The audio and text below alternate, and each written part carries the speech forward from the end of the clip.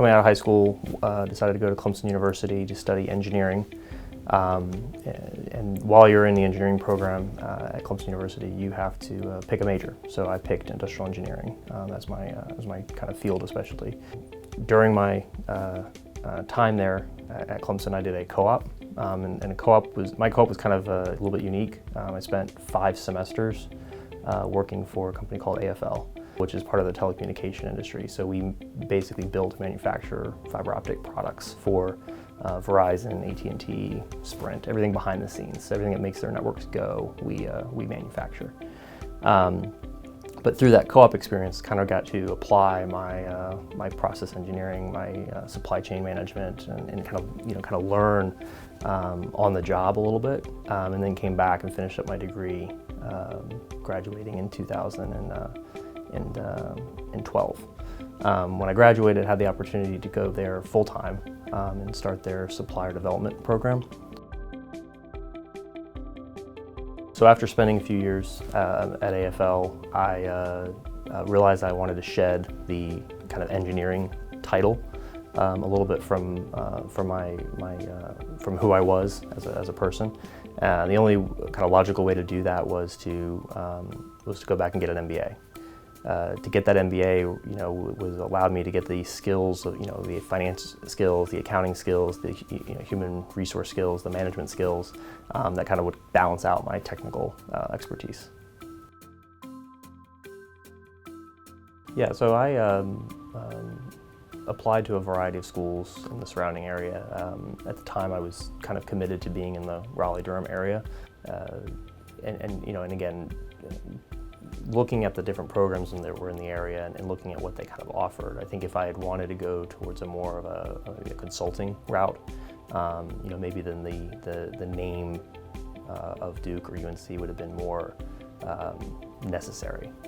But really, I think if you're looking for the practitioner perspective, right, the actually think and do, as NC State is known for, which is really where I think I excel and where I wanted to be as a person. I mean, again, my internships were always about going and getting, real life experience, and that led me to realize what I wanted to be. So I think for me, that kind of won me over in the big scheme of things, and that it was very hands-on. It wasn't theoretically based.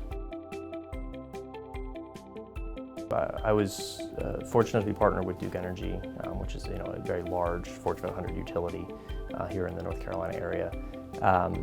They were in an interesting place because they had gone through a merger between Duke and Progress Energy. My own personal project was basically trying to look at 2 different facilities that were very similar but being operated in very different ways due to the merger. So one was a previous legacy Progress, one's a legacy Duke. Now they're all trying to be run the same way, and they were just being run very differently. And so I was trying to kind of harmonize the processes, what metrics should we be looking at, and try to ultimately drive to some sort of uniformity and consistency between how the 2 systems were being operated. We got to participate in the Shelton Leadership Series, which was a pretty cool kind of experience to get to go and listen to all the speakers and engage and hear some really cutting edge thought leadership into what leadership means. So that was a pretty cool thing that a couple of us got the chance to go to as part of the scholarship program here. So after my first year, I acquired an internship with IQVIA. So IQVIA is an industry-leading clinical research organization. So we are in the forefront of running pharmaceutical trials for all the pharmaceutical companies that are in the globe. GSK, Pfizer, Roche. Yeah, so after my internship, I was given the opportunity to come on and stay on full-time while going back to school part-time. So I kind of transitioned from the full-time MBA program to the part-time MBA program. At IQVIA, what I was kind of hired to do was to come in and help with the strategic pricing team build their pricing tools. I think there's a couple things that I got out of being at NC State and just getting an MBA in general. The first being, I think you get a sense of validation that you have, you've you had an undergraduate degree, I went out and practiced as a supply chain practitioner. I was doing what I was, kind of had learned as an undergrad, and I came back to NC State and kind of reaffirmed a lot of those same principles in terms of, yes, this is actually what people do. This is how big companies operate. I mean, I had only experienced it at one company, so I didn't have the perspective of how does Bank of America do supply chain, how does Exxon, how does Duke Energy, how do all these companies operate? So that was definitely a piece of it. And I think the second component that I use every day is learning how to deal with a wide range of people with a wide range of backgrounds.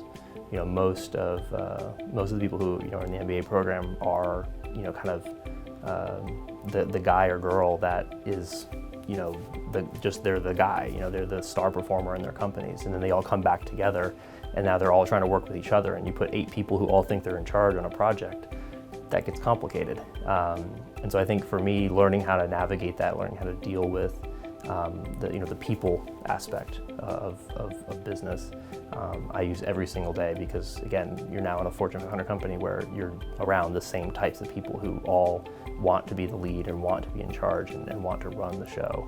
And as a leader in an organization, you have to figure out how to navigate around that and make and ultimately deliver for the business.